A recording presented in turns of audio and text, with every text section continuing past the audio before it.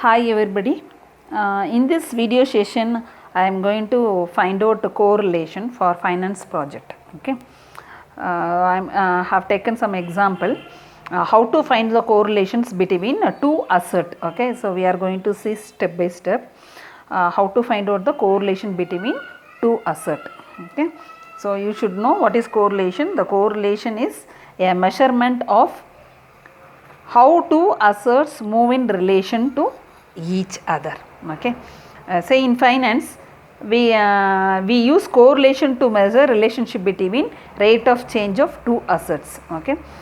In finance we use correlations to measure relationship between rate of change of two assets. Take two assets. So if your asset is say this is one asset and this is another asset, both are moving in the same direction. Okay, so this is start from lower value and reach higher value. So this is called highly positively correlated. It's a positively correlations. If one asset moves in one direction, other asset moves in another direction, this is called negatively correlated. Okay. So here the data and here the values. So daily close price of two assets. I have given an example for this. Okay. So one is negatively correlated, another one is positively correlated, isn't it? So we can write correlation is less than or equal to minus 1 or less than or equal to 1. Okay. If it is plus 1, if correlation is positive, plus 1 exactly 1, then we can say it's strongly correlated, highly correlated, highly positively correlated if it is a plus 1. Similarly, if it is a minus 1, it means it's highly negatively correlated, highly negatively correlated. The correlation is strong in a negative direction. Okay. If you take 0.5, it is neutral. Okay. If it is a plus 0.5 and if it is a minus 0.5, the correlation is normal, neutral. Okay. If R is 0, if R is 0 in the sense, there is no correlation between the two variables. Okay. There is no correlation between two assets. So I have taken some example here. You go to some Sensex and collect some data. Say if you open in a spreadsheet, Excel sheet, you will get the data like this. Date will be there and opening values, high and low, and closing values and the volume and adjacent close. So this is a periodic table you will get for one particular asset. Say for example silver. Okay, silver have collected data, recent one and the previous one, and then it will go like this. Okay, recent one will be here, the previous date it will be like this. Okay, September 6th date 2019 and opening stock is 22.93, like that, high values and low values, and closing data is 22.97 and volume is 76, 96 and 100, and this is the adjacent adjusted closing values. Okay, take like this any two asset. One is I have taken an example, silver I have taken. Okay, then you just put it in a copy that data in an Excel sheet. Okay, so the Excel sheet you will have a lot of columns and rows. No, you just copy the data. One have taken date and adjusted close. Okay, then you have to find out logarithmic values. Okay, how to find out the logarithmic value? Keep your cursor the first data. Okay, put equal to ln and automatically you will get the open bracket, you will get the first data divided by your previous data. Okay, this is fifth data and fifth date and this is fourth date. Okay, keep your cursor here, keep your cursor here. Okay, put equal sign and type ln, open bracket, click this particular cell slash, that is divided by previous cell. Okay, that is A1 divided by A2, A1 divided by A2. So you will get this value. Okay, then keep your cursor in this particular cell, keep your cursor here and drag forward the whole entire column. Okay, entire column, automatically you will get the values. I have taken example, only 4 date I have taken. So I got 4 values here. Is it clear? Okay. After finding out this value, this is for silver, isn't it? Similarly, you find for gold. Okay, any two asset you can take. gold. So you will get same, similarly you can take the same date, find out your closing values and find out your logarithmic natural number. Okay, so you will get two values. So this is your x and this is your y. Is it clear? X for x is silver and y is gold. So we got two variables. Okay, then in the empty cell you just click, you just type equal to sign and type CORREL, correl, and open bracket. Is it clear? Correl in the sense correlations. Open bracket. Keep your cursor in this first cell, that is a silver, and drag the cursor. Okay, so this entire array it will capture here. Okay, similarly put comma, then keep your cursor here for gold and drag your cursor till the end of the particular column. Okay, so you will get two arrays, one is x and one is y, that is a silver and gold, and press enter button. So if you press, you will get R value is 0.7079. Okay, 0.7079 is your correlation. So correlation is slightly positively, we got positive values, so slightly positively correlated. And in that Excel sheet also you have a spread data, you will get a scatter diagram. So if you click the scatter diagram and click this array and click this array, you will get a diagram like this. One is for gold, another one is for silver. Okay, so like this we can easily find out your R value.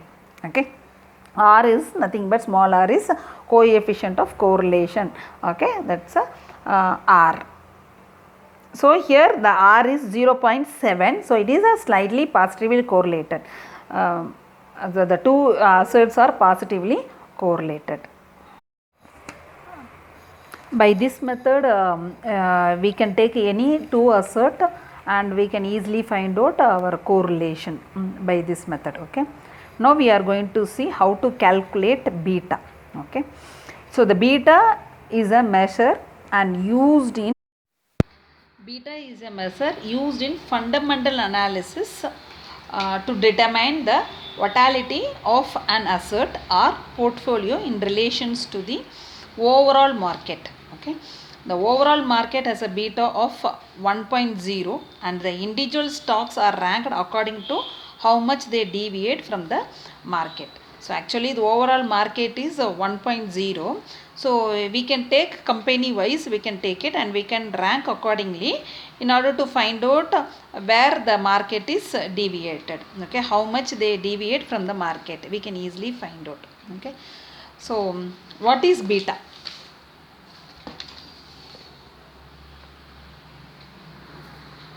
A stock that swing more than market over time has a beta greater than 1.0. Okay, if a stock moves lesser than market, the beta is lesser than 1.0.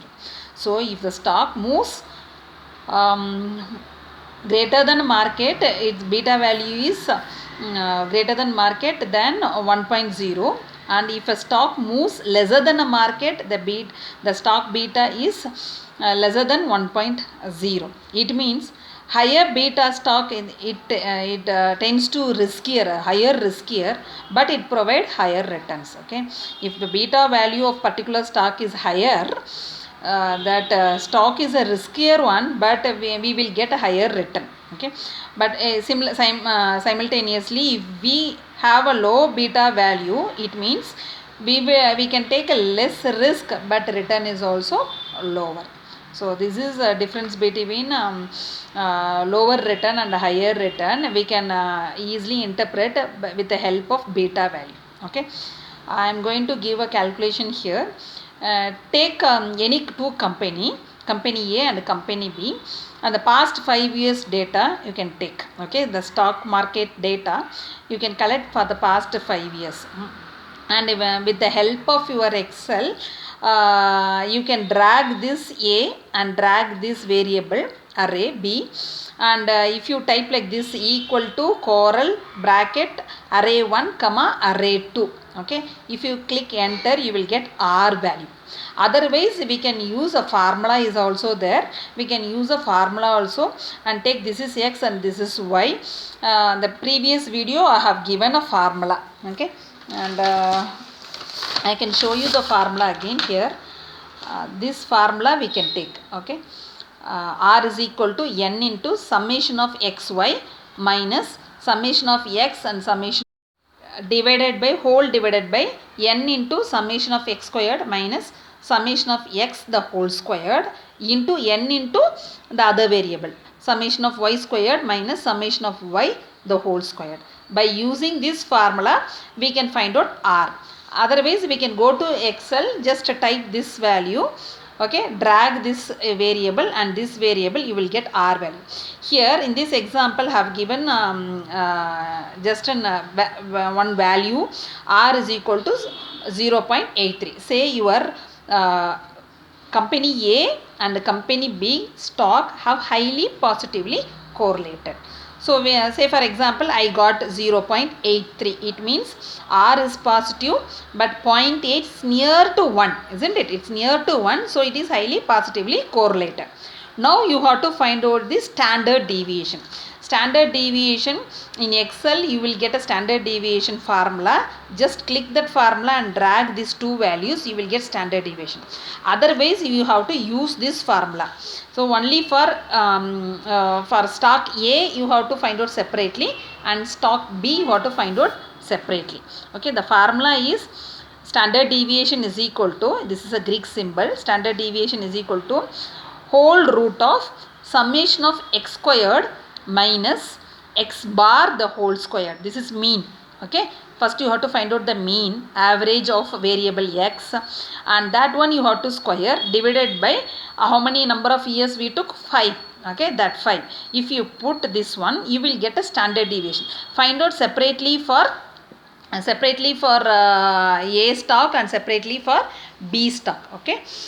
Find out this value and now you have to find out the covariance. Covariance you have to find out. How to find out the covariance of stock A? Okay, sigma A, standard deviation of, we will get one answer here, no? That answer divided by your mean value of the particular variable. Say your company A, if you take a standard deviation divided by company A's mean value. Okay, so you will get like this 23.42%, some percentage value will get. Similarly company B we have to take, okay, covariance of company B is equal to standard deviation of company B by mean value y bar, okay, y bar. So we will get like this, okay. So now we have to use in the beta calculation, okay. I am going to take for company A. Since I am taking company A, so you have to write the covariance of company A here divided by covariance of company B, and that answer you have to multiply with your R value. Is it clear? So R into covariance of A by covariance of B. Okay. Say have in terms of percentage, no, I am going to convert in terms of decimal and I am going to convert company B in terms of decimal. So I will get like this. So my beta is 0.6035. Okay, by using this formula R into, so to find out the beta value you need correlation into covariance of A by covariance of B. Okay, so now I got a beta value. Okay, so now how to interpret? In this case we have taken A company, no, that's why we have to take coefficient of variance. A is numerator and B is denominator. Okay, in this case company A is considered less volatile, less volatile than the market exchange traded fund. Okay, as its beta value is 0.6035 means it indicates 40% is less, no? So it indicates that the stock theoretically experience 40% less volatility, okay, than company B. Is it clear? So like this we can interpret. So company A is company A is higher volatility or company B is higher volatility, which is less volatility, that we can identify with the help of beta value. Okay, to find out the beta value, we need R as well as we need covariance. By just one click, we can, instead of using this formula, we can use Excel spreadsheet and type these variables, 5 years data or 10 years data, whatever you have collected from the from our company.